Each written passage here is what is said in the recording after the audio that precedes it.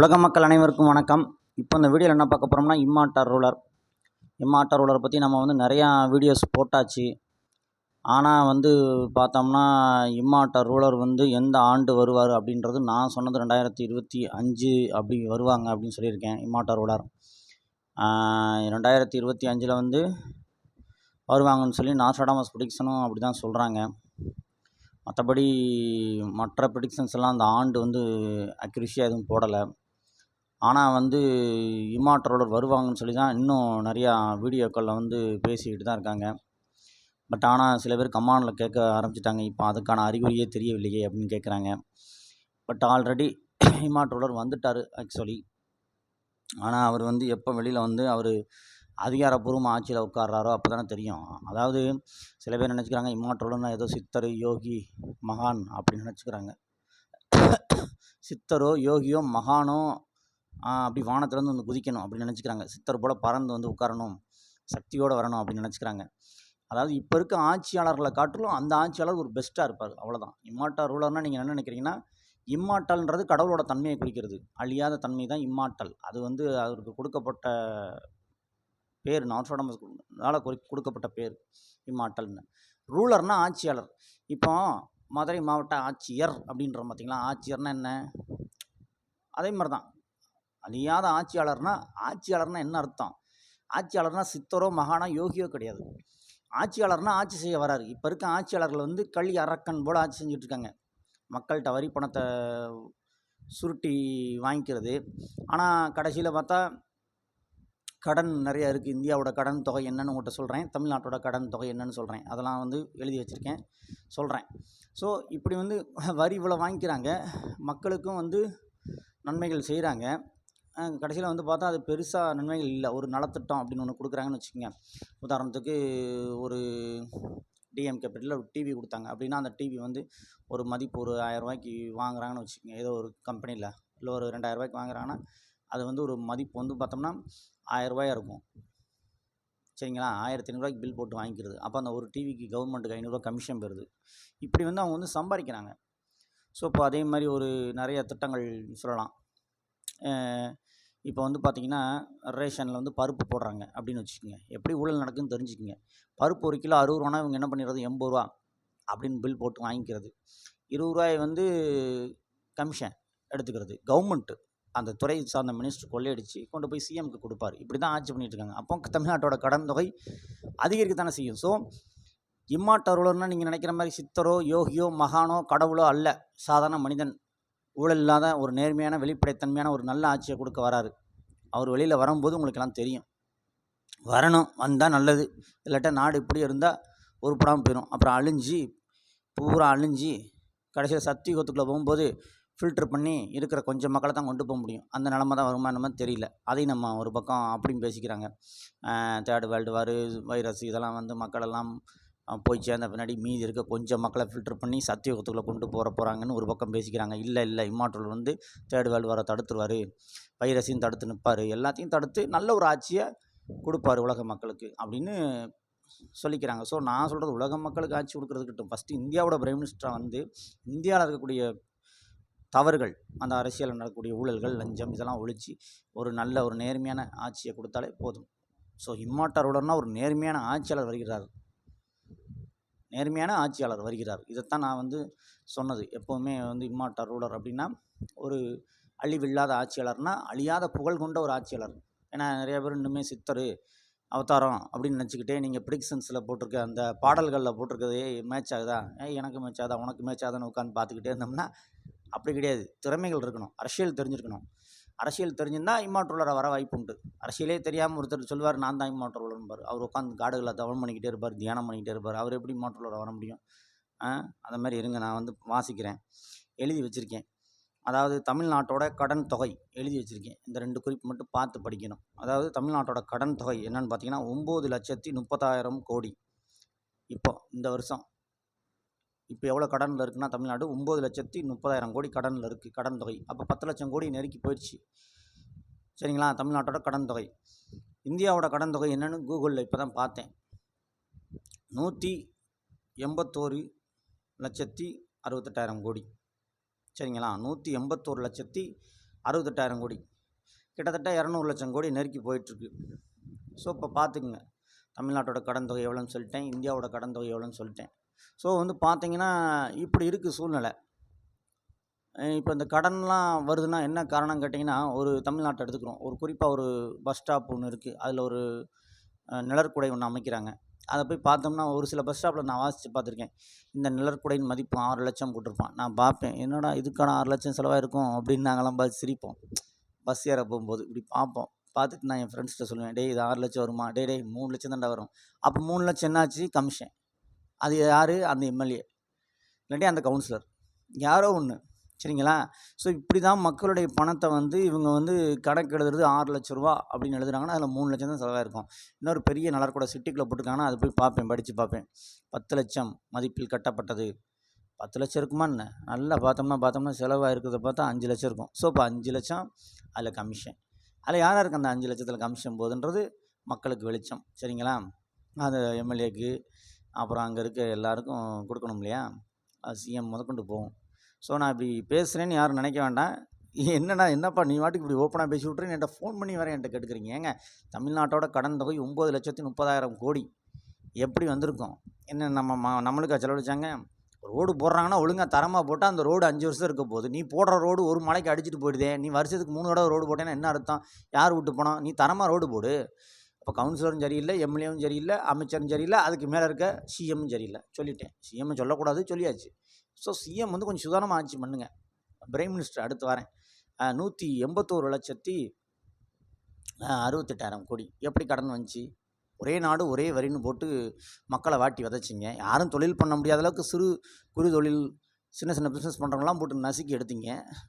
GST கட்டாயம் கட்ட வேண்டும் அப்படி இப்படின்னு சொல்லி, இத்தனை லட்சத்துக்கு மேலே வருமானம் வந்தால் எங்களுக்கு ஜிஎஸ்டி நீங்கள் கட்டணும் அப்படின்னு சொல்லி பார்த்தீங்கன்னா, ஜிஎஸ்டி ஃபைல் பண்ணணும் அப்படி இப்படின்னு போட்டு தொழில் செய்கிறவங்க, வியாபாரம் செய்கிறவங்கலாம் பாவம் நிறைய பேர் சின்ன சின்ன தொழிலெல்லாம் மூடிட்டே ஓடிட்டாங்க உங்களுக்கு பயந்துக்கிட்டு. ஆனால் அப்படி இருந்தும் இந்தியாவோட கடன் தொகை எப்படி 181,68,000 கோடி வந்துச்சு? காங்கிரஸ் ஆட்சியில் எவ்வளோ லட்சம் கோடி இருந்துச்சு தெரியுமா? 55 லட்சம் கோடி. காங்கிரஸ் வந்து இந்தியாவை கொள்ளையடிச்சிச்சு. நீண்ட காலமாக ஆட்சி செஞ்சு கொள்ளையடிச்சாங்க. 50 வருஷம் 60 வருஷமாக அவங்க தான் கொள்ளையடிச்சிக்கிட்டு இருந்தாங்கன்னு சொன்னீங்க. சரி, நீங்கள் வந்துட்டீங்க. நீங்கள் வந்து இதெல்லாம் இந்தியாவின் உலகத்திலே பொருளாதார நாடுகள் பட்டியலில் இந்தியா 4ஆவது இடத்துல இருக்குதுன்னு சொல்கிறீங்க. இந்தியா 4ஆவது இடத்துல இருக்குது. பட் ஆனால் கடன் அதை வெளியே சொல்ல மாட்டேங்கிறீங்களே. கடன் தொகை 182 லட்சம் கோடி கிட்ட போயிடுச்சு. நீ விட்டால் 200 லட்சம் கோடி கடனை கொண்டு போயிடுவீங்க. தமிழ்நாட்டில் 10 லட்சம் கோடி தாண்டி போயிடும் போல். இப்போ இதெல்லாம் எப்படி சரி செய்ய போகிறீங்க? பிரைம் மினிஸ்டர்கிட்டருந்தே வரேன். பிரைம் மினிஸ்டர் ஏன் இந்தியாவின் கடன் தொகை வந்து இத்தனை லட்சம் கோடி வச்சுருக்காங்க? 182 லட்சம் கோடி வச்சுருக்காங்க. இதற்கு என்ன காரணம்? மக்கள் யாரும் வரி கட்டாமல் இருக்காங்களா? இல்லை நீங்கள் வரிச்சலுகை யாருக்கு கொடுக்குறீங்க? பெரிய பெரிய பிஸ்னஸ் மேன், பேரை சொல்லலாமான்னு தெரில, பெரிய பெரிய பிஸ்னஸ் மேனுக்கு மட்டும் நீங்கள் வரி சலுகை கொடுத்துக்கிறீங்க. பெரிய பெரிய பிஸ்னஸ் மேன் உங்களுடைய நெருங்கிய நண்பர்களுக்கு நீங்கள் கடன் தொகை பேங்கில் கடன் கொடுப்பீங்க. அப்போ அதை ரத்து செய்வீங்க. இதனால தான் இந்தியாவின் கடன் தொகை ஏறி இருக்கா? இதெல்லாம் கொஞ்சம் பிரைம் மினிஸ்டர் பார்த்து ஆட்சி செய்ய வேண்டும். ஒருவேளை இம்மாற்றோடர் வந்து பொறுப்பெடுத்து கொண்டார் என்றால் நீங்கள்லாம் ரிசைன் பண்ண வேண்டிய சூழ்நிலை வரும். அதனால் வந்து ஏதோ இது வந்து என்னை கேட்டால் கடவுள் வந்து நேரடியாக வந்து இம்மாற்றோடர் அடையாளம் காட்டுவார் அப்படின்னு நினச்சிக்கிட்டு இருக்காங்க நிறைய பேர். அப்படி அடையாளம் காட்டினா சந்தோஷம்தான். ஏன்னா சித்தர்கள் அடையாளம் காட்டுவாங்கன்னு நினச்சிக்கிறாங்க, முருகப்பெருமான் அடையாளம் காட்டுவாங்கன்னு நினச்சிக்கிறாங்க. சரி, அப்படி அடையாளம் காட்டினா சந்தோஷம் தான். ஆனால் அப்படி நடக்க வாய்ப்பு இல்லைன்னு தான் நிறையா பேர் சொல்கிறாங்க. நான் என்ன சொல்கிறேன்னா, 18 சித்தர்களின் பரிபூர்ண அருள் பெற்ற ஒருவர், 18 சித்தர்களோட ஆசீர்வாதம் அவர்கிட்ட இருந்தால் போதும். அந்த தைரியம், அந்த அவர்கிட்ட இருந்து அந்த பிளஷிங்கை வாங்கிட்டு வந்து தைரியமாக ஆட்சி செய்யணும், அவ்வளோதான். அந்த ஆட்சி செய்யக்கூடிய ஒரு ஆட்சியாளராக தான் அவர் இருப்பார். சாதாரண மனுஷனாக தான் இருப்பார். அவர் பின்னாடி மக்கள் போவாங்க, அவ்வளோதான். அவரை வந்து முதல்ல ஒரு சிறிய கூட்டம் ஏற்றுக்கிறோம் அப்படின்னா ஒரு சின்ன பதவிக்கு வருவார்னு அர்த்தம். சிறிய கூட்டம் ஏற்றுக்கிறோம், அப்புறம் தமிழ்நாடு, அப்போ தமிழ்நாட்டில் ஏதோ ஒரு பதவிக்கு வர போகிறாரு, அப்புறம் பார்த்திங்கன்னா இந்தியா, அப்புறம் ஆசியா. இப்படி தான் நார்த்ஸ்டாடமஸ் தெளிவாக சொல்லியிருப்பார். இது யாஹூ மெடிடேஷன் ஐயா கூட சொல்லியிருக்காரு. ஆனால் எப்படி வெளியில் வர போகிறாருன்னு தெரில. ஃபஸ்ட்டு ஆனால் அவர் யாருமே ஏற்றுக்க மாட்டாங்க. இப்போ நான் வீடியோ போட்டு கத்திக்கிட்டு இருக்கேன்னா யாரும் பாதி பேர் பாசிட்டிவாக பேசுவாங்க, வைப்பாங்க, ஓகே. அதுக்கப்புறம் நிறையா பேர் நெகட்டிவாக தானே கமெண்ட் கொடுக்குறாங்க சில பேர்.